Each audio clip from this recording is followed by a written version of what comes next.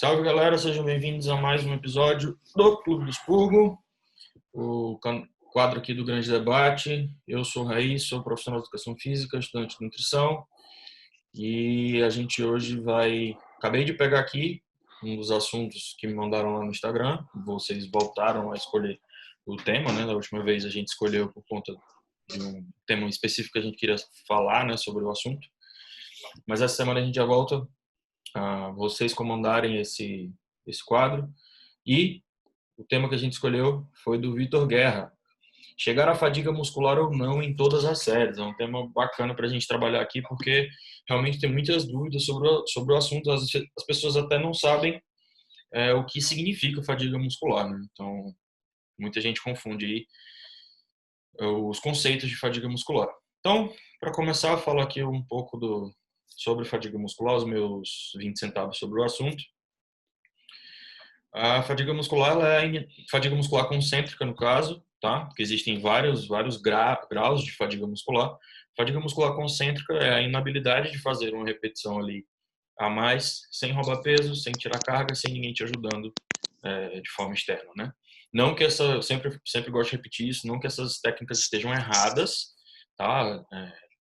Retirar carga, fazer repetição roubada, alguém ajudar, isso não está errado. Mas, quando vocês leem um estudo que mostra lá, as séries foram feitas até a fadiga concêntrica. A partir do momento que o cara está fazendo rosca direta aqui, está fazendo direito com a técnica bonitinha, normalmente tem um ou dois profissionais ali que são técnicos do movimento, olhando e percebendo se a pessoa está roubando ou não. A partir do momento que ele começou a puxar com o tronco para poder fazer o exercício e sente dificuldade para manter a forma correta, eles consideram aquilo como fadiga muscular concêntrica, tá? Que é o task failure, né? Que é a fadiga da atividade. Então, muito se fala sobre não chegar até a fadiga muscular total, que isso é prejudicial para a musculatura, que você não precisa chegar até lá para poder ter um benefício da hipertrofia, né? E a gente precisa contextualizar que tipo de fadiga é essa que a gente está falando, porque se a gente está falando de fadiga concêntrica, ela é uma fadiga muito tranquila que qualquer pessoa consegue chegar. É uma fadiga que qualquer indivíduo treinado chega com muita facilidade. Então, você falar que não precisa chegar até a falha e não contextualizar que tipo de falha é essa que você está falando, que tipo de fadiga é essa que você está falando, fica um pouco dúbio, né? Fica um pouco complicado, porque por exemplo, eu sou um cara treinado. Eu chego na fadiga muscular com muita facilidade, muita tranquilidade em qualquer carga que eu utilize. Lógico, eu estou falando fadiga muscular concêntrica. Mas quando a gente passa a falar daquela fadiga muscular mais por acidose metabólica, aquela fadiga chega a fadiga excêntrica ou a fadiga total, né, que você não consegue mais de fato contrair a musculatura porque já tem íons H+ ali estourando no ambiente intramuscular e o cálcio já não liga mais não deixa mais as troponinas se ligarem nas tropomiosinas e impede a, a contração muscular, aí já é outra história, né? A gente está tendo uma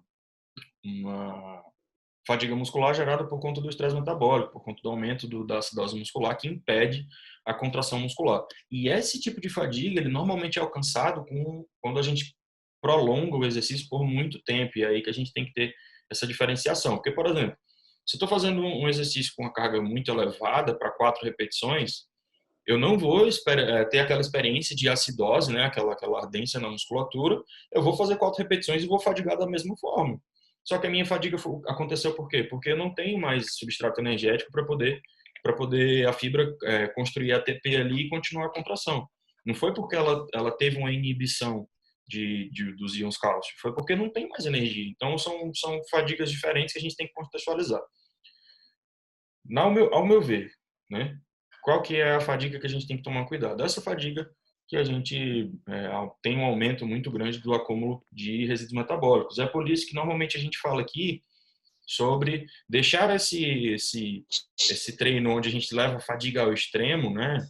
Essa parte do treino que a gente leva a fadiga ao extremo, ali para o final, ou então para uma série de cada exercício, para uma parte da periodização muito específica, porque ela de fato você precisa tomar um pouco mais de cuidado para que não tenha um desgaste excessivo da musculatura, né? Você precisaria de muito mais descanso para que sua musculatura recupere, não descanso descanso intrasérie, mas descanso entre as sessões, né? Tem um estudo mostrando até que o treino de força, ele normalmente você se recupera em até 24 horas, né? 24, 42. Um treino que tem um estresse metabólico mais acentuado, a gente teria aí um aumento bem maior, de entre 3 até 4 dias para poder dar uma nova sessão de treinamento.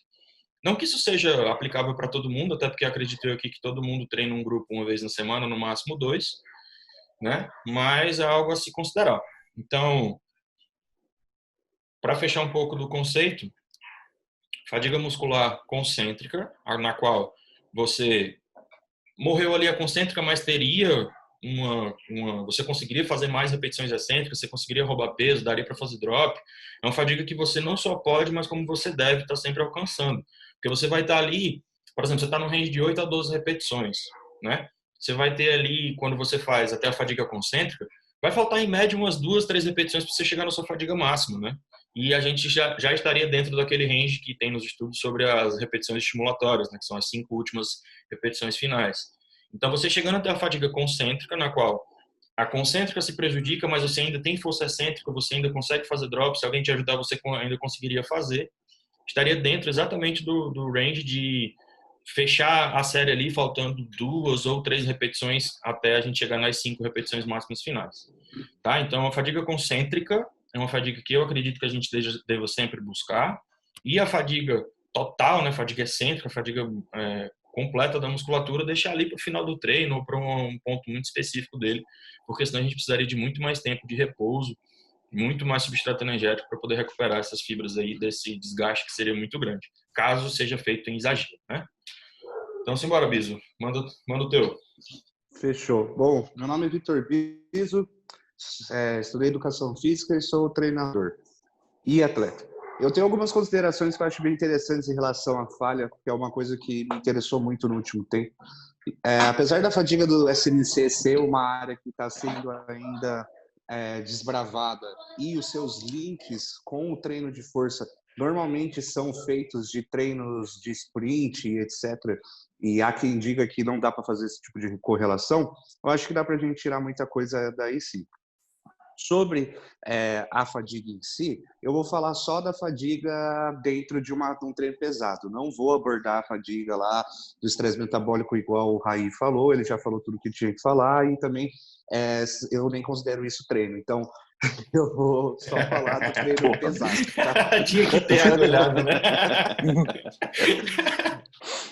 Eu acho que assim, eu quero trazer para esse debate o conceito de reps in reserve, que é repetições em reserva, que tem uma proposta que vai um pouquinho na contramão do que o Raí falou, e eu já vou falar quais são as minhas considerações em relação ao uso de reps in reserve, ou então ir além da falha e buscar o máximo dessas 5 repetições estimulatórias, igual o Raí falou.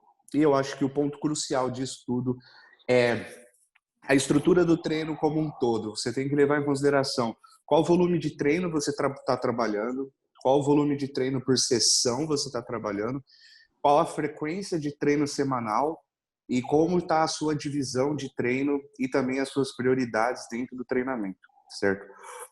Quando eu comecei a experimentar o Reps in Reserve, eu senti na prática a facilidade que ela traz de você subir carga. E eu acredito que a minha teoria em relação a isso seja o seguinte: a gente tem, o Raí já falou em outro vídeo nosso, não lembro qual, os proprioceptores, né? O fuso e o OTG.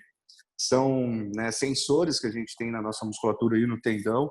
Eles servem para, ou quando o seu músculo está sobre um excesso de carga, um excesso de tensão, ele reagir a isso e contrair e segurar essa sobrecarga. E quando o seu corpo sente que, opa, peraí, tá dando merda, se continuar fazendo isso, vai romper ou vai se machucar, o OTG toma predominância e ele relaxa essa musculatura. Tem a questão também do músculo antagonista, etc. Eu sinto que é como se fosse você tá numa carruagem, assim, tem o OTG e o fuso segurando as rédeas, né? O fuso está sempre com as rédeas. Conforme ele vai deixando, ou seja, seu músculo vai falhando e o OTG vai ganhando a predominância, mesmo com os descansos entre as séries, mesmo com os descansos entre os exercícios, parece que o seu músculo tende a falhar mais rápido. Ele não mantém essa tensão, inclusive a gente vê isso, por exemplo, os treinos de powerlifting, eles evitam ao máximo a falha muscular justamente para manter essa tensão constante. Quando você trabalha numa sessão com alto volume, 6, 7 exercícios, e você quer progredir a carga, ou pelo menos manter a carga alta em todos esses exercícios, eu acho que o uso de reps in reserve, além de descansos longos, se torna algo muito útil. Porque é como se você forçasse não forçasse, mas assim, não induzisse o seu músculo a falhar. Ele não se deixa assim vencer pelo ATG, por exemplo. Isso é uma teoria minha, nem sei se tem estudos sobre isso, tá? Os rapazes podem até complementar na hora que eles forem dar as considerações deles. Quando a gente está treinando dessa maneira, certo? Ou seja, você faz uma alta frequência de treino, 6, 5 treinos na semana, às vezes você pode fazer uma divisão PPL, né? Push-pull legs, ou seja, ABC 2 vezes, então você treina o músculo 2 vezes na semana, ou você treina o músculo 1 vez na semana numa sessão só, você faz uma longa sessão de 2 horas, 2 horas e meia, um treino de fisiculturista, assim.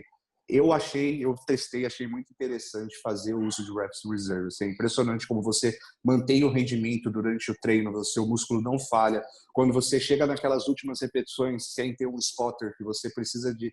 Você fica naquela briga contra o peso, tipo, você ainda tem força, mas é muito mais uma questão de você manter o controle neuromuscular para conseguir manter a contração e terminar a repetição do que, de fato, uma falha, você consegue manter. E com isso você vai ganhando o feeling de conseguir se manter 1 ou 2 repetições antes da falha. A questão é, quando você se mantém 1 ou 2 repetições antes da falha, você meio que subaproveita essas 5 repetições estimulatórias, porque você vai usar metade ou um pouco mais da metade delas. Para compensar isso, a própria estrutura do treino já compensa, porque você vai fazer mais exercício, já que você está usando o reps in reserve, e no fim, a somatória total de repetições estimulatórias no treino e o volume total é o que conta na hora de pensar no estímulo total de hipertrofia.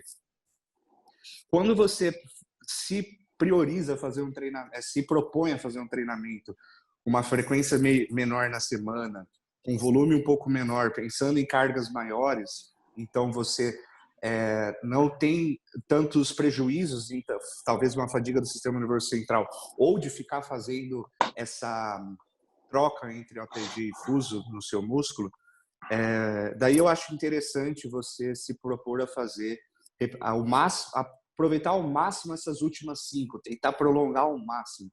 Porque você já está trabalhando num volume menor do que um alto volume, um médio ou baixo volume, você não está fazendo mais 30 séries semanais, você está fazendo 15, por exemplo, 15, 20. Então, o máximo que você conseguir extrair dessas séries é interessante, porque você já está trabalhando com volume menor. Quando a gente olha para o fisiculturismo, para a história do fisiculturismo, foram poucos caras que se propuseram a trabalhar com um volume médio baixo, né? A gente só consegue fazer um comentário sobre o Mentzer e o Dorian. O Dorian, de fato, ele é uma aberração da natureza, assim, eu acho que ninguém nunca vai conseguir treinar como ele e conseguir os resultados que ele conseguiu. E a gente não tem evidências científicas o suficiente, na verdade, nem sei se tentaram descobrir isso. Quando você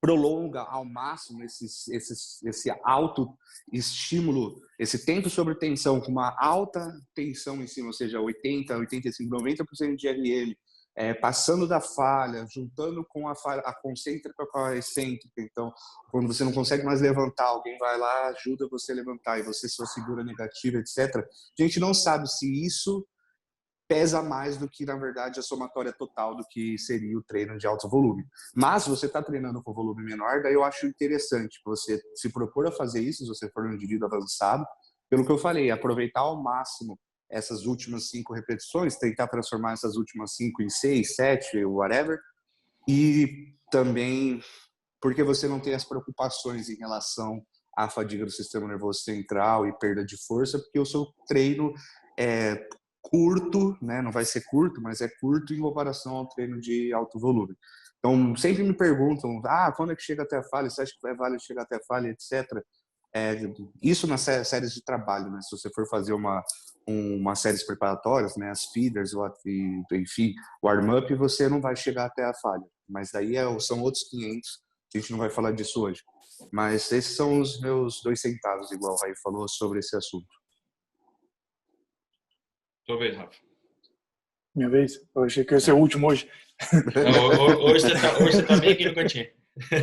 Tava aqui já tentando juntar tudo. A falha muscular, né? O pessoal hoje pergunta bastante sobre falhar ou não falhar, né? Eu acredito que falhar no treino inteiro é uma perda de capacidade de executar mais treino. Por exemplo, se o cara entra no primeiro exercício e já falha 1, 2, 3 séries, automaticamente os próximos exercícios dele já vai ser prejudicado ou na carga ou até no volume de repetições que ele poderia estar fazendo com uma certa carga. Então acaba perdendo, falhando muito no treinamento. Não quer dizer que não terá hipertrofia, né? Vai ter hipertrofia, só que vai ter um fator limitante de volume e intensidade, o que lá na frente pode acabar limitando a resposta hipertrófica do cara, né? Então já definiram aqui o que é a falha, né? A falha concêntrica, que é a falha de empurrar o movimento, né, contra a resistência, ela é uma falha que dá para ser utilizada e, na realidade, muitos utilizam ela, né? Que é uma falha onde você faz até o movimento ficar imperfeito e aí você para. É que quando fala falha, né, o pessoal tende a traduzir para aquela coisa de morrer. Morreu, caiu no chão, acabou. Mas não é bem assim, né? Então a gente tem que definir essa falha como uma falha concêntrica do movimento, que é uma falha favorável ali, que acaba tirando um pouquinho mais de volume de repetições da série. Agora, aquela falha periférica, aquela acidez, aquela queimação, não é tão benéfica fazendo esse acúmulo de metabólito ali, que pode prejudicar as próximas séries. Então, não acho interessante ficar fazendo séries em cima de séries até morrer. Não acho produtivo para hipertrofia a médio e longo prazo. Mas em um dia que o cara está motivado, um dia que o cara está bem, está disposto, é aplicável. O cara está ali, sei lá, numa extensora, final do treino, sangue no olho, já fez 20 séries para a perna, e aí ele está sentado na extensora e ele sabe que ele pode dar mais. Então, falha. A extensora é segura, é um movimento seguro, não vai morrer, não vai lesionar, e vai ser produtivo, vai voltar para casa com a missão cumprida, né? Então, ela é aplicável ali, aquela falha que gera aquela queimação ali. Também temos a falha total, que já é uma falha mais difícil, né, de ser aplicada, que é a falha que falha na concêntrica, depois alguém auxilia na concêntrica, e aí o cara vai até falhar excêntrica, e ainda tem, além disso, que é a falha isométrica, né, que é quando você fica tentando segurar o peso numa certa posição até falhar totalmente. Essa é uma falha aí muito difícil de se atingir, até pelo alto nível de estresse que isso gera na musculatura, né? Que pode acabar até levando um estiramento ali.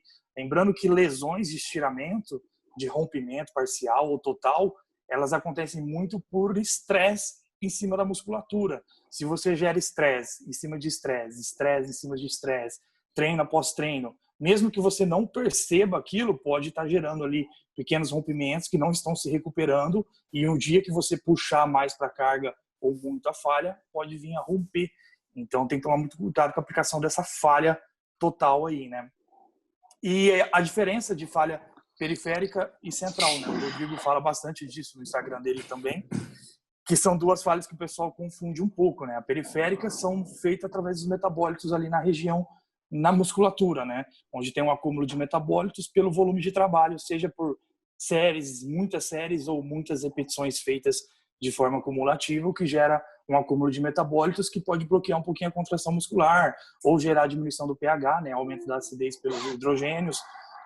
Mas é uma falha que rapidamente, com os descansos necessários, os descansos de 3 minutos entre as séries, assim, acaba liberando bastante metabólito. Então não é uma falha que é tão, assim, significativa, até porque o hidrogênio é liberado, o lactato é liberado rapidamente, adenosina, enfim, citocinas, aquilo ali rapidamente é liberado ali pelo músculo, né? Com os descansos apropriados. Por isso que não é bom também ficar fazendo descansos curtos aí, que acabar de gerar esse acúmulo e bloquear essa contração muscular. Pode gerar aquela sensação de esforço altíssima, né? Pelo músculo estar debilitado, mas não quer dizer que vai gerar mais hipertrofia.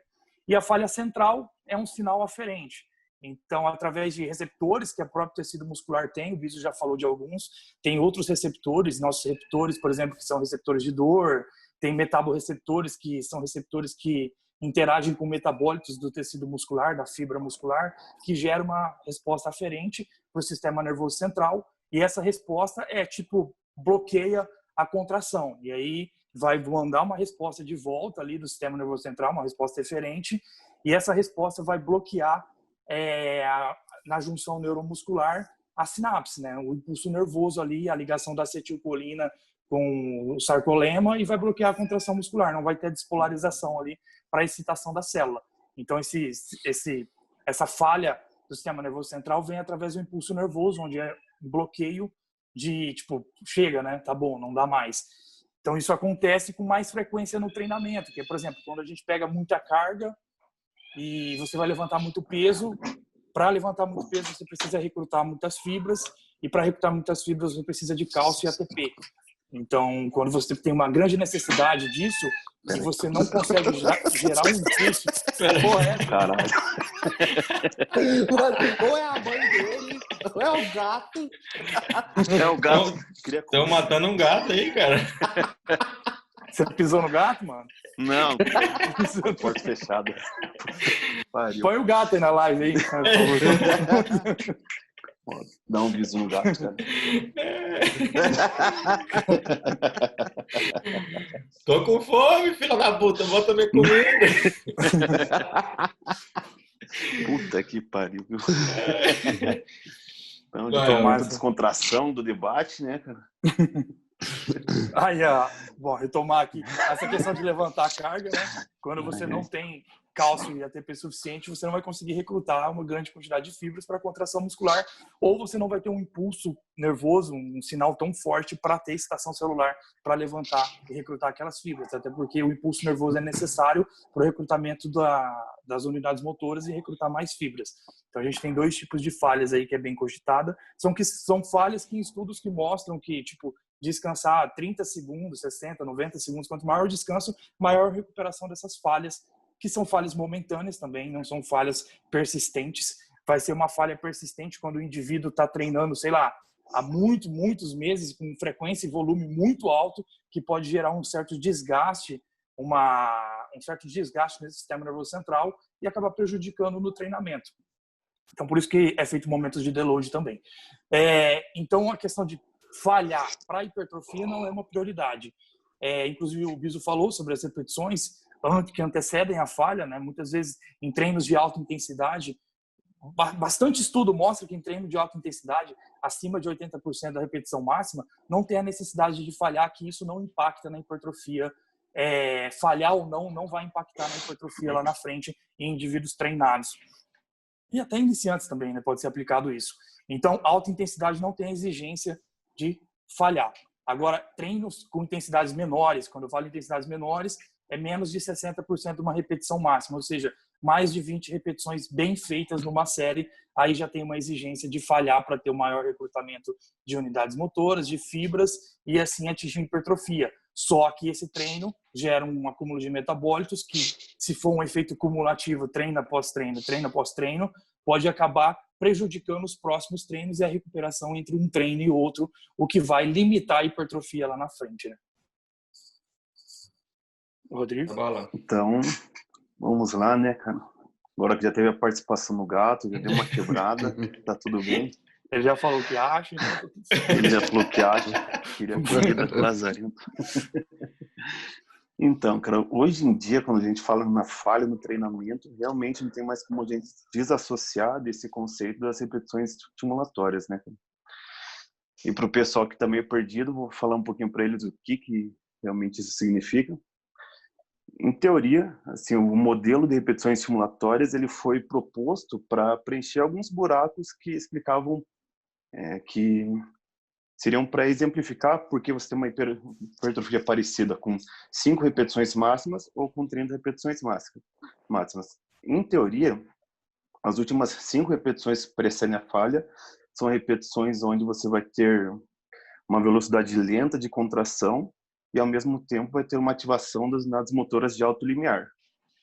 Ou seja, você vai ter muito mais fibras musculares sendo acionadas ao mesmo tempo, produzindo a maior força possível, porque a velocidade de contração lenta ela é necessária para que você forme o maior número possível de pontos de actina e miosina, e com isso cada fibra muscular consiga gerar sua máxima força. Em conjunto desse... Oi, pode falar. É bom lembrar o pessoal que quando o Rodrigo diz contração lenta, não é uma contração lenta autoinduzida. É uma contração lenta exigida pela demanda de esforço. Seja pela carga estar alta com 5 RM, 5 repetições, ou por isso já ter passado 25 repetições e você está lá na fadiga e as últimas 5 das 30 vai sair devagar, porque você está brigando contra o peso. Eu acho que só queria fazer esse parênteses aí. Então, agora Senão vou achar que é super slow, né? Puta que pariu, tudo menos super slow, cara. Enfim.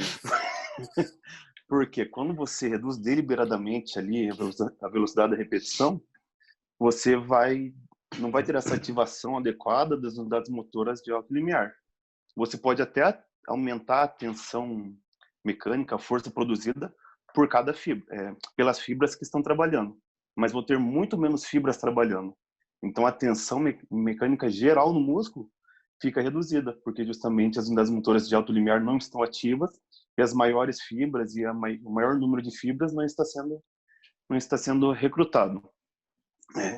Então, quando se trabalha com uma alta sobrecarga, você já tem essa ativação direta das unidades motoras de alto limiar, então todas já vão experimentar desde o começo essa tensão mecânica enorme.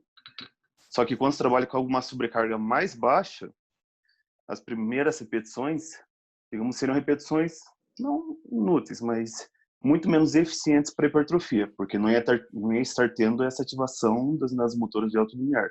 Então, conforme a fadiga vai se construindo, você vai tendo que solicitar cada vez mais fibras musculares, até que você consegue ter ativação das unidades motoras de alto limiar, e daí sim você vai ter a ativação das grandes fibras, do maior número de fibras, numa velocidade lenta.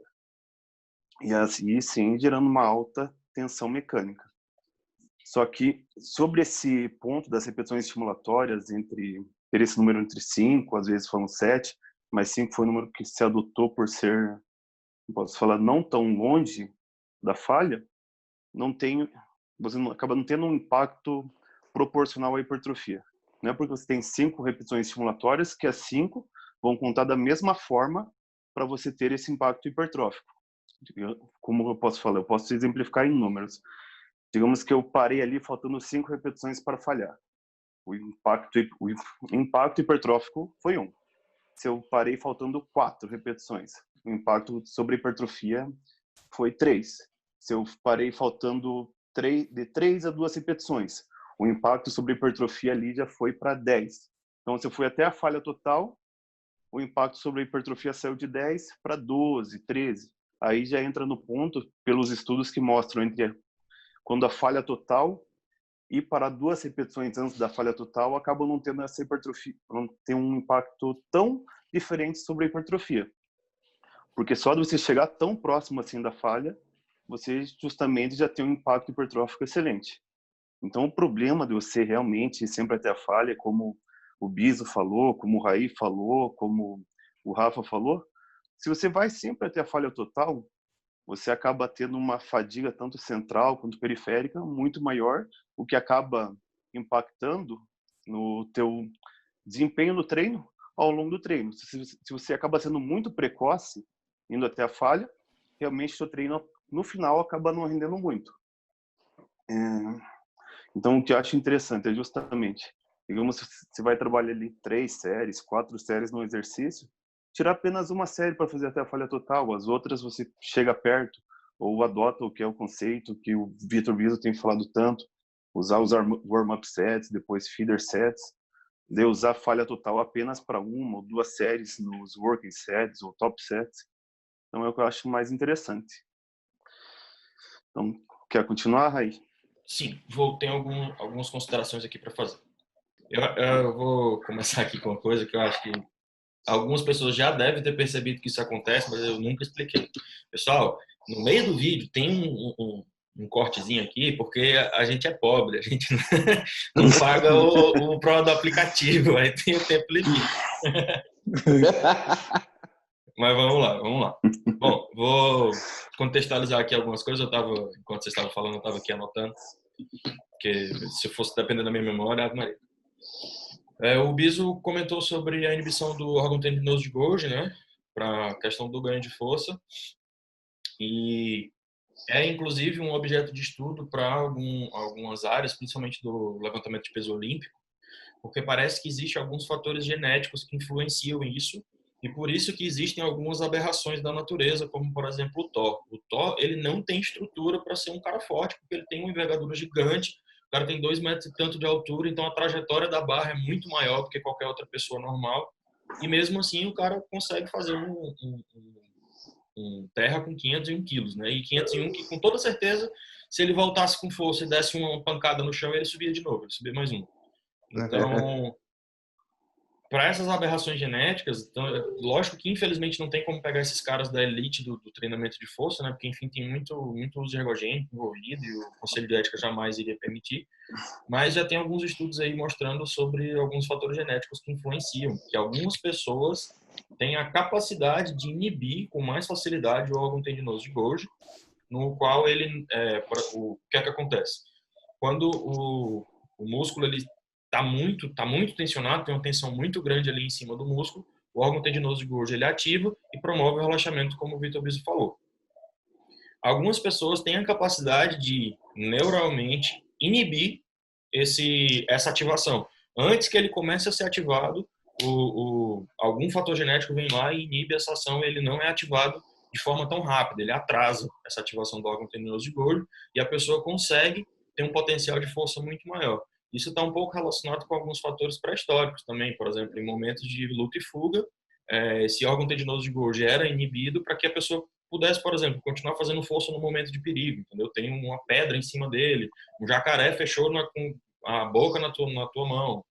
Então, alguns fatores genéticos e também de sobrevivência podem influenciar isso para que o órgão tendinoso de Golgi seja inibido e atrase essa ativação dele, e a pessoa tenha um potencial de força bem maior. Então, é um dos fatores também que tem uns caras que são magros, né? Daquele Dr. Deadlift, não sei se vocês acompanham no Instagram. Pô, o cara é magro. O cara não é forte. Ele tem uma estrutura muscular ok, mas você olha para ele e fala, pô, tá ok, ele treina. Não é nada, não é uma aberração. Pô, o cara tem uma força absurda, mano. O cara faz terra, se eu não me engano, com 380, 400 quilos, alguma coisa assim, e não tem uma estrutura muscular muito forte. O cara Qual é a muito proporção forte. de peso? Eu não lembro. Né? Eu sei que ele é bem alto, ele não é leve, ele é um cara bem alto, mas é uma carga assim impressionante pro volume muscular dele, sabe? Enfim, a gente sabe que quanto maior o volume muscular, mais unidades contratas a gente tem, consequentemente mais força a gente teria, né? Então, é um dos fatores que pode influenciar aí esse ganho de força. Não é só um complemento do que o Biso estava falando. Eu queria também contextualizar mais uma vez quando eu falei sobre fadiga muscular. Entendam, a fadiga muscular concêntrica, ela é um ponto antes das outras fadigas musculares que tem ali, podem haver um prejuízo no ganho de força. A fadiga muscular concêntrica não necessariamente vai prejudicar a sua força para o final do treino. Se você por exemplo, eu precisei descansar 5 minutos para recuperar a minha força total ali para fazer o próximo exercício com a mesma carga, você provavelmente ultrapassou esse ponto. Então é muito de feeling também, no qual você sentiu que está começando a roubar, está começando a utilizar outras unidades motoras ali, unidades motoras não, outros grupos musculares, para poder manter o movimento e segurar só a excêntrica. Esse ponto ali é o ponto onde você para, porque você já vai estar naquele ponto que o Rodrigo citou ali, das 2 repetições antes da falha total, né? 2, 3 repetições antes ali. Se você continuasse com esse estímulo, você teria um malefício na progressão de cargas para frente, né, no treino. Você tem uma queda de rendimento porque você está utilizando suas reservas energéticas, né? Seu corpo não consegue recuperar suas reservas energéticas com tanta velocidade assim, para que você suporte 2, 3 horas de treino de uma ponta a outra com a mesma performance. O que o Rafa falou sobre as lesões, né, do estresse local, tem um estudo interessante que mostra que jogadores de futebol têm muito mais lesões do que powerlifters. Do que levantadores de peso olímpico. E isso ocorre por quê? O estresse metabólico e o dano muscular dos caras que praticam futebol profissional é muito mais elevado. O estresse que eles recebem na musculatura é extremamente mais alto do que um cara que treina LPO, porque o cara que treina LPO normalmente está treinando ali com intensidades mais altas, com descansos longos, que não deixa com que o lactato se acumule com tanta facilidade assim. Já se você pega os limiares de lactato de um jogador de futebol, o bicho é bizarro. É bizarro. Os caras têm um limiar de lactato lá em cima. Então, essa questão, concordo bastante com as lesões sobre isso. E falando no lactato, a gente estava até discutindo no grupo naquele dia sobre aquele estudo que mostrou que a falha do sistema nervoso central com treinos que tinham uma predominância mais de glicólise rápida, né, que aumenta a concentração de lactato com muita força, e fazer isso repetidas vezes causaria uma fadiga no sistema nervoso central muito mais acentuada do que fazendo treinos com intensidade mais alta, onde o lactato não era tão presente assim. Então, seria uma boa a gente começar a estudar aí sobre esse assunto, né? A gente, que eu digo, galera aí das pesquisas, né, dos laboratórios, para ver qual que é a correlação que o lactato, talvez os íons H+, aí tem com a fadiga do sistema nervoso central. Tem até um post do Chris, se eu não me engano, que ele fala que ciclistas que pedalaram com intensidades muito altas tiveram uma fadiga do sistema nervoso central muito menor do que os ciclistas que utilizaram intensidades mais baixas, os dois levando até a fadiga da musculatura, a fadiga concêntrica. Então, é um ponto a ser visto. Aí o Rafa falou sobre intensidade alta, né, para não necessariamente você precisar da fadiga para iniciantes. E de fato você não precisa. E eu vou correlacionar também com uma coisa que o Rodrigo falou no final, que é o princípio de tamanho. O princípio de tamanho, ele é o quê? Quanto maior a intensidade quanto maior a necessidade de fazer força que você tem, mais vão ser solicitadas as unidades motoras, né? E quando a gente está em intensidades ali acima de 70%, a gente já começa o exercício utilizando unidades motoras de alto limiar. Quando faz com intensidades mais baixas, entre 50% e 60%, a gente começa primeiro com as de baixo limiar, e aí, à medida que ela vai fadigando, as de alto limiar vão entrando para ajudar a continuar o movimento. Tá? Então, esse princípio de tamanho, ele se mostrou em iniciantes, com relação à hipertrofia, que os iniciantes não precisavam chegar nem perto da fadiga muscular, quando eles trabalhavam com intensidades mais altas. Já com intensidades mais baixas, eles necessariamente precisavam chegar até a fadiga muscular. Por quê? Para poder solicitar essas fibras de alto limiar, a fibra do tipo 1 precisava ser fadigada, esse momento já começa a ter aquele acúmulo de lactato, íons H+, e fosfato inorgânico, ou estresse metabólico no geral, e começava aquela sensação de acidez, e aí vinha as fibras de alto limiar para poder ajudar a continuar o movimento, né? E nesse caso, para esse grupo, eles tiveram hipertrofia igual aos que utilizaram intensidades mais altas sem chegar nem próximo da fadiga, porque quando ele utilizou a intensidade mais alta, o exercício já começou estimulando as fibras de alto limiar, né? As fibras do tipo 2, tá? E as repetições estimulatórias. Bom entender que repetições estimulatórias em alta intensidade é muito mais fácil da gente conseguir mensurar. Não sei se vocês concordam comigo. Mas, por exemplo, eu tenho um controle muito maior do que são as minhas 5 repetições máximas finais se eu estiver utilizando 80% de um RM. Por exemplo, se eu estiver agachando com 100 quilos. Eu sei que eu consigo fazer 6 estourando 7 com aquela carga.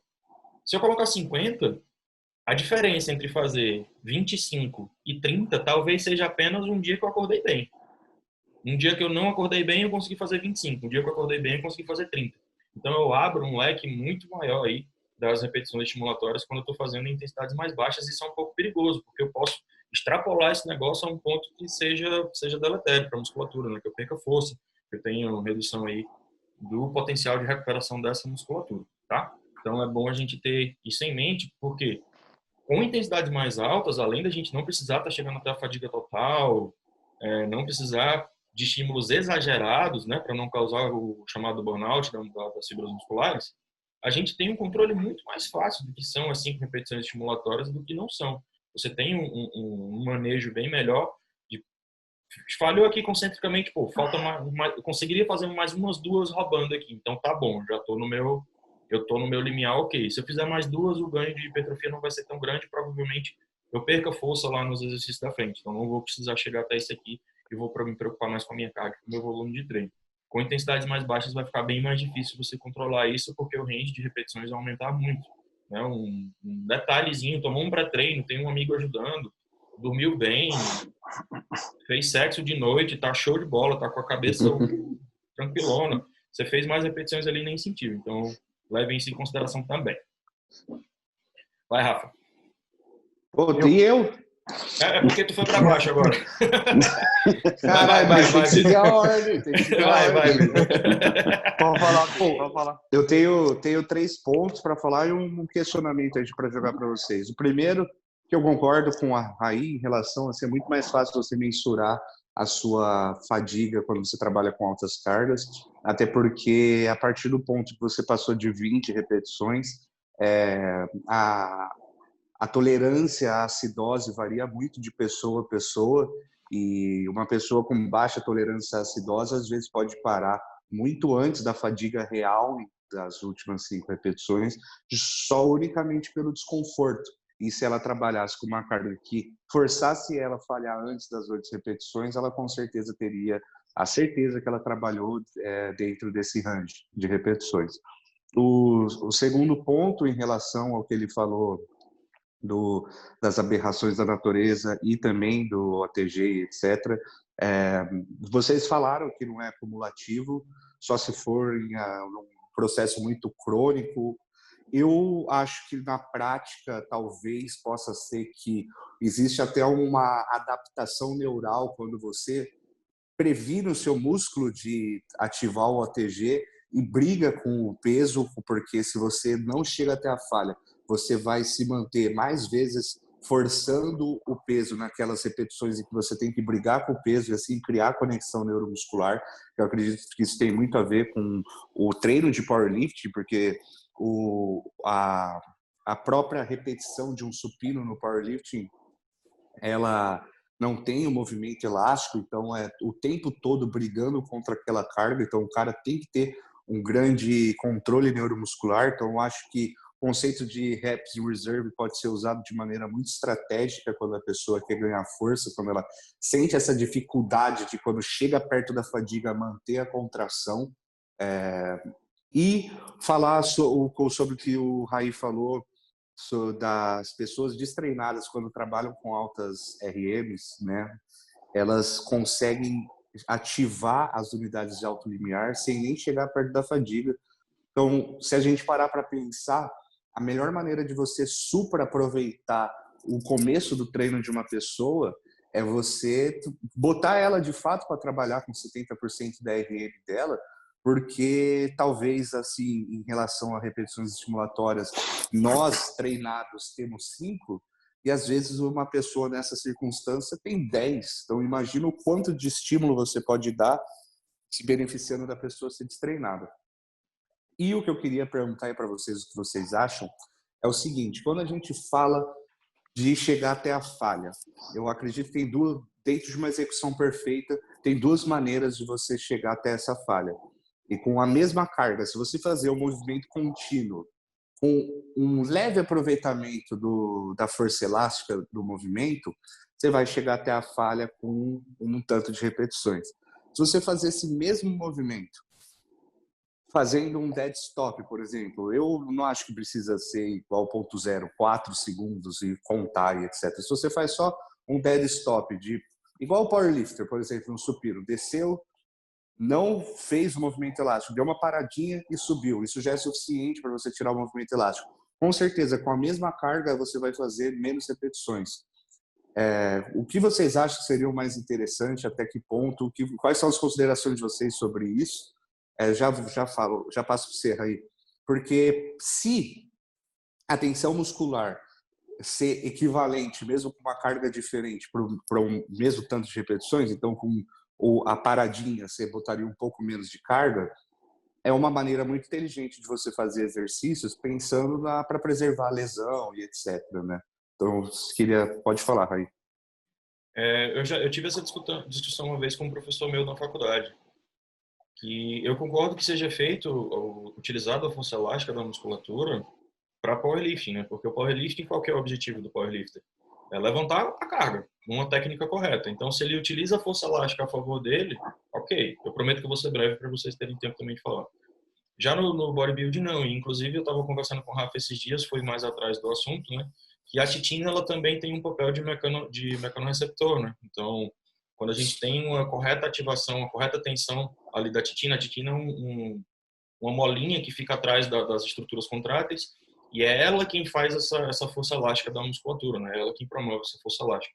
Quando a gente tem esse dead stop, onde eu estico essa molinha, paro e volto, eu tenho um potencial de transição mecânica melhor do que se eu não aproveitasse isso, porque eu teria menos tempo em tensão, eu teria, por exemplo, é como se eu pegasse aqui, eu desse uma pancada e voltasse, entendeu? Então eu perderia aí alguns, não sei o tamanho disso, talvez nanômetros, enfim, eu perderia alguns momentos aí de estímulo da transição mecânica, mas eu posso estar errado, eu tô fazendo uma especulação aqui do que eu acho que seja lógico para mim, tá?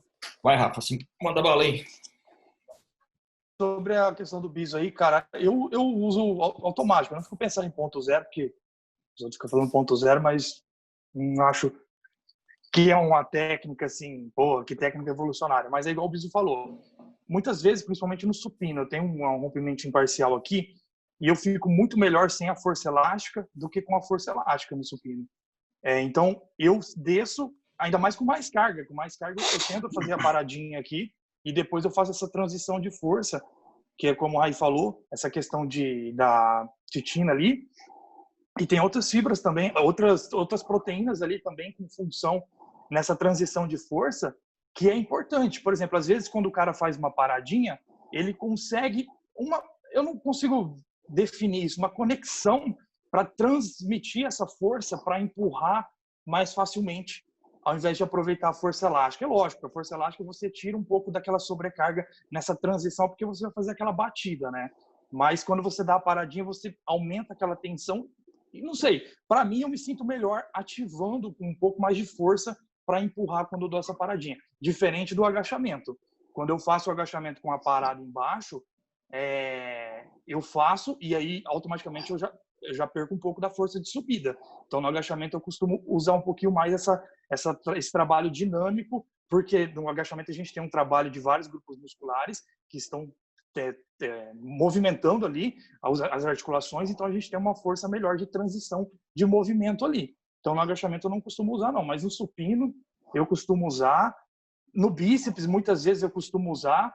Eu não estou falando que eu uso de propósito, não estou falando que eu uso ponto zero porque é melhor para hipertrofia. Estou falando que eu consigo tirar um pouco a mais quando eu dou uma leve parada ali no final, entre as duas fases ali, e faço esse movimento, acabo tirando uma repetição a mais, ou duas ali a mais, ou até um pouquinho mais, ou acabo me preservando para o final da série. Por exemplo, começo fazendo as paradinhas e no final da série eu acabo contabilizando mais repetições por ter feito essas paradas ali entre as séries.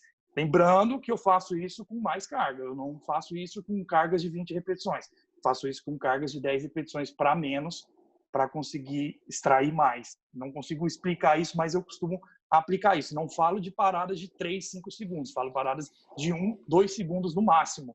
É só para parar aquele stop e fazer a transição de força. Eu consigo, sei lá, uma ativação muscular melhor por fazer isso. As repetições estimulatórias, né, que o pessoal vem falando, faz parecer que só as últimas valem para hipertrofia, né? Eu não acredito que só as últimas valem para hipertrofia. São efeitos cumulativos. Por exemplo, você fez uma série de 10. Tá, 10 seria a repetição máxima, a falha concêntrica. Se você fez 6, você teve 6 repetições feitas que houve tensão e houve processos bioquímicos ali, ativação muscular, que são contabilizados no final do treino. Então, elas contaram também, não foi só as últimas 4, entendeu? É lógico, aquelas próximas à falha concêntrica têm um estímulo hipertrófico maior, é um recrutamento de fibras maior para levantar aquela carga. Mas é importante entender que todo trabalho feito de repetição, a repetição é importante para gerar hipertrofia no final, até porque a hipertrofia depende também do volume. E hoje em dia o pessoal fica assim, ou é volume ou é intensidade. Não, é os dois. Os dois fazem parte do treinamento. Não tem só intensidade ou só volume. Tem como fazer treinamento com alta intensidade e alto volume. Isso muita gente faz isso na realidade, 20, 30 séries com alta intensidade. Lógico, você não vai conseguir aplicar 90% de repetição máxima no último exercício, né? Para quem fala que consegue, na realidade é um pouco enganado, porque, por exemplo, se você faz o agachamento de primeiro exercício, você faz 200 quilos, 10 repetições. Se você faz ele por último, você vai fazer 200 quilos, 4 repetições, vamos supor. Então, você ficou abaixo da tua repetição máxima, da tua intensidade foi diminuída, porque a intensidade é medida como o primeiro exercício. Depois que você vai tendo desgaste, você vai perdendo a intensidade no decorrer do treino, mas tem como manter a alta intensidade do começo ao fim, principalmente se houver descansos entre as séries suficiente para conseguir progredir a carga. Então, eu gosto de manter a intensidade do treino alta durante o treino inteiro. Lógico, não tem como fazer 40, 50 séries em alta intensidade. Quanto mais séries, a intensidade, a tendência é a intensidade diminuindo um pouco, mas nunca vai ficar abaixo de 70% de URM para quem treina pesado, né? O cara não vai, tipo, perder tanto assim até o final do treino. Se está perdendo, é porque ele precisa fazer um trabalho de força e ganhar força e depois fazer um trabalho com uma resistência um pouquinho melhor para conseguir equilibrar o jogo do começo ao fim, né? E isso acontece muito em quem usa muita bisete. Muita gente que fica usando bisete, trisete, drop, pause e vai, um monte de coisa. O Bis adora. Eu gosto disso aí, ele só treina assim só. Aí o cara fica socando coisa em cima de coisa e aí o cara fala, mas minha força não cai. Então experimenta descansar. Experimenta descansar 3 minutos ao invés de ficar fazendo bisete. Experimenta fazer os 2 exercícios separadamente. Eu tenho certeza que a carga vai ser aumentada. Se a carga é aumentada, o volume de trabalho total é aumentado. Então, é uma coisa que a pessoa tem que pensar um pouco. É a mesma coisa de querer, eu vou comer uma banana agora e um frango depois. Ou comer a banana e o frango junto. Aquilo no organismo vai ser a mesma merda. Então, tipo assim, a mesma coisa de querer juntar um exercício ou separar. O estímulo vai ser praticamente o mesmo. A diferença no treinamento é que você vai conseguir aplicar mais carga e algumas vezes até mais repetições. Então, fazer um bisete não vai gerar mais hipertrofia. Você falhar não vai gerar mais hipertrofia. Tudo vai depender do trabalho total do treinamento. Se você está falhando e reduzindo o teu trabalho total, vai ter uma diminuição da hipertrofia. Você vai ter a limitação. Se você não está falhando e fazendo um trabalho bem longo, você vai ter um estímulo hipertrófico. Então, a gente precisa equilibrar esse jogo e não ficar separando essas coisas, né? Então, Rafa, justamente como tu disse, cara, você vai ter lá o volume de treino e como que você vai trabalhar dentro desse volume de treino, a tua proximidade com a falha, as tuas repetições que você vai falhar, cara, tem que saber trabalhar dentro disso. Não dá para separar um do outro, porque você leva só pelo lado da tonelagem lá, só pelo lado do trabalho total, entra naquilo que a gente discutiu no outro debate, né, cara? Se trabalhar com uma baixa carga e trocentas repetições, no final do treino você vai ter muito mais tonelagem do que num treino que você trabalha com mais intensidade e menos repetições. Só que o impacto hipertrófico da intensidade um pouquinho maior e menos repetições acaba sendo muito maior. Por isso tem que saber jogar como que você vai lidar dentro do volume, dentro da intensidade e dentro das falhas das séries até a falha. Cara. Então quero retomar essa parte que o Biso falou sobre a paradinha, né, cara? Sobre o ponto zero do Biso. Você tem que pensar muito pela questão da ação fusal, né, cara? Você tem lá o ventre muscular na negativa. Primeiro, como que o fuso ele é ativo? O fuso ele é ativo quando você tem uma rápida distensão no músculo, um rápido alongamento, ou quando você está alongando esse músculo em excesso. Daí o que o fuso faz? Ele vai lá, gera essa contração do ventre muscular, e ele para de se alongar. Então, quando você tem uma negativa muito rápida, o teu ventre muscular ele acaba ficando curto, enquanto quem faz o resto do trabalho são os componentes elásticos. Porém, se você faz esse trabalho devagar, o teu ventre ele vai se alongar e o teu trabalho dos componentes elásticos fica reduzido. Se levar em conta que a maioria das lesões ocorrem nessa transição entre negativa e positiva, entre excêntrica e concêntrica, seria realmente interessante você fazer um trabalho excêntrica controlado, dar essa parada para permitir que o ventre se alongue, porque a maioria das lesões são do componente elástico, porque ele acaba se alongando em excesso para compensar essa falta de alongamento do ventre muscular. Então você vai acabar tendo um trabalho muito mais seguro, vai ter que abaixar a sobrecarga, isso é inevitável, vai ter a mesma tensão muscular com uma carga menor. Então acho que é isso, cara. Inclusive, isso era uma coisa preconizada pelo Mentzer, ele defendia muito, e é onde o pessoal se confunde muito em relação ao Heavy Dutch, né? O De Salles me deu uma aula sobre isso, o Belmiro, do que ele tem um contato com o Paulo Azevedo lá, que é o maior estudioso do Mentzer aqui no Brasil. E eu acho interessante falar isso pro pessoal, né? O Mentzer, ele não pregava o super slow, como muita gente acha. Ele, na verdade, pregava uma sobrecarga de 90% de RM nas séries, onde a concêntrica naturalmente ia ficar devagar, e a excêntrica ela tinha que ser controlada a ponto de prevenir a força elástica e o aproveitamento desse momento, igual ele falava. Mas não é você fazer super devagar e precisar pôr uma carga que você consegue segurar a excêntrica por 4, 5, 10 segundos. Então... Tem que fazer o peso leve virar pesado, velho. Fala essa frase, né? Porra, aí a agulhada vem em mim. Nossa! Mano, vontade de socar a cara do Kai Green, velho. 10 quilos tem que virar 100 quilos, Vitor. Nossa! Não vou fazer uma publicação sobre isso. Vou matar de vez essa história. Então, a galera da ciência aí, dos laboratórios da vida que está assistindo a gente, fica aí a sugestão de 2 estudos para vocês fazerem. Primeiro, quem teria mais benefício na hipertrofia? O cara que utiliza a força elástica para fazer mais repetições e isso aumentar no volume total de trabalho, ou o cara que não utiliza ela para poder potencializar um pouco ali da mecanotransdução, se é que ela aconteceria de fato mais prevalente, né? Porque, enfim, mais repetições também trariam mais mecanotransdução ali na musculatura. Então, comparar esses dois pontos aí de quem teria mais benefício na hipertrofia e ganho de força. E o segundo ponto é potencial de lesão. Quem seria menos ou mais lesionado? Não sei como fazer isso, mas fica um assunto bom. O cara eu vou que ligar usa pro Brad. Eu vou ligar pro então, Brad. eu vou ligar no WhatsApp. Ô, cara, aí tá de boa? Então, ver aí, utilizar aí esses 2 fatores para ver qual treino seria mais seguro, né? O cara que utiliza a força elástica ou o cara que para um pouquinho e concentra mais. Apesar de que provavelmente o desfecho desse ponto a gente já saberia, né? Então, mas é sempre bom ter a confirmação científica. Fala, Dudu.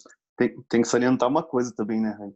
Você dispersar a força elástica, essa dispersão, ela é diferente dependendo do exercício que você está fazendo. Você foi ali, fez um supino, dispersou a força no peito, isso aí, obviamente, a tua força ela vai decair, porque você está dispersando a força, mas mantendo uma tensão muscular. É bem diferente de você fazer isso numa puxada, num serrote da vida, que você fazer esse pequeno dead stop, essa paradinha de 1 segundo, ele te possibilita até você fazer mais repetições com a carga elevada, ou até subir essa carga, mesmo tendo essa pequena dispersão da força elástica, porque você acaba perdendo essa tensão muscular nesse momento, então você acaba reduzindo o nível de fadiga que a musculatura está experienciando. Então você consegue continuar o trabalho.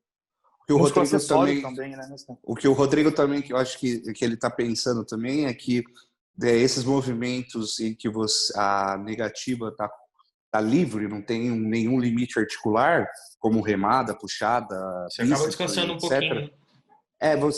E também você pode ter tendência a colocar o músculo em insuficiência ativa por estar hiper alongado. Por exemplo, se você vai lá na frente, perde a contração, solta toda a escápula no serrote, e depois você tem que voltar tudo. Não sei se vocês concordam nisso. Eu acho que... não, odeio essa palavra, mas eu penso que depende muito do nível de treinamento da pessoa, né? Por exemplo, a gente que tem um treinamento mais avançado e tem um feeling neuromuscular muito mais apurado, você consegue fazer o movimento de uma vez só, sem essa parada da retração escapular e depois puxar, e deixar o movimento seguro, completo, da forma que ele tem que ser, entendeu? Porque você tem coordenação motora e propriocepção para isso. Já um iniciante não. O iniciante ele teria que trabalhar um pouco dessa pausa, de fazer a retração da escápula primeiro, para ele aprender o movimento e depois tentar fazer um movimento só. Mas é também pura especulação. Insuficiência ativa também não é tão fácil, né? Você pegar uma hiperextensão do músculo, assim, ainda mais da dorsal, que tem uma flexibilidade articular grande, tem a cintura escapular ali, com o músculo trabalhando ali na estabilização. Bom, é um tema bacana para discutir, né? É um tema legal de treinamento sobre suficiências aí. Mas... No caso seria passiva, não? Pelo alongamento. Passiva. A insuficiência ativa, perdão. principalmente de... Encurtamento. Normal. Troquei. A insuficiência ativa, principalmente de músculos que são biarticulares, por exemplo, como os posteriores de coxa, é mais difícil ainda de você conseguir, porque você precisa fazer os dois movimentos, todos os movimentos que aquele músculo é capaz de fazer. Então, os isquiotibiais, por exemplo, eles são tanto extensores do quadril quanto flexores do joelho. Para que haja insuficiência ativa, você tem que fazer os dois ao mesmo tempo. Você teria que flexionar o joelho e o quadril ao mesmo tempo, para poder... flexionar o joelho e estender o quadril ao mesmo tempo, para poder conseguir essa insuficiência ativa e ele realmente perder potencial de força ali por conta disso. Mas é um assunto que daria um papo bem grande aqui pra gente. Bom, galera, tempo encerrando. O aplicativo me mostrando aqui, você é pobre, você não paga o Pro. Seu tempo tá acabando. Já isso daí? Quando o canal estiver recebendo dinheiro, eu prometo que eu vou acabar com isso, não se preocupe. Então é isso, galera. O papo de hoje foi massa sobre fadiga muscular. Vão nas nossas redes sociais, comentem o que vocês acharam, mandem dúvidas pra gente lá nos posts que a gente faz, fiquem à vontade para isso, tá? Compartilhem esse vídeo aí com a galera. Se você curtiu o vídeo, comenta, coloca aqui seu feedback. Agora que o Biso já tem fone, vocês não tem mais o que reclamar do áudio dele. Isso aí a gente já sanou esse problema. Mas aí qualquer coisa podem comentar que a gente vai consertando, até porque a gente precisa saber de vocês que estão assistindo como é que tá o feeling aí de vocês, se vocês estão gostando. Então, qualquer dúvida, fala com o gato do Rodrigo. Ele tá dormindo expert agora. Em fisiologia. Filha da puta, só pra fazer barulho foi dormir, velho. Comer e dormir. Comer e dormir, cara. Tá em off, né? E aí, se inscreve aqui no canal. Toda semana a gente tá fazendo aqui esse debate para vocês, tá? Com um assunto específico que vocês me mandam lá no Instagram. Clica no sininho para poder receber as notificações e não esperar eu postar no Instagram, já receber assim que eu postar. E é isso aí, galera. Tamo junto e até semana que vem.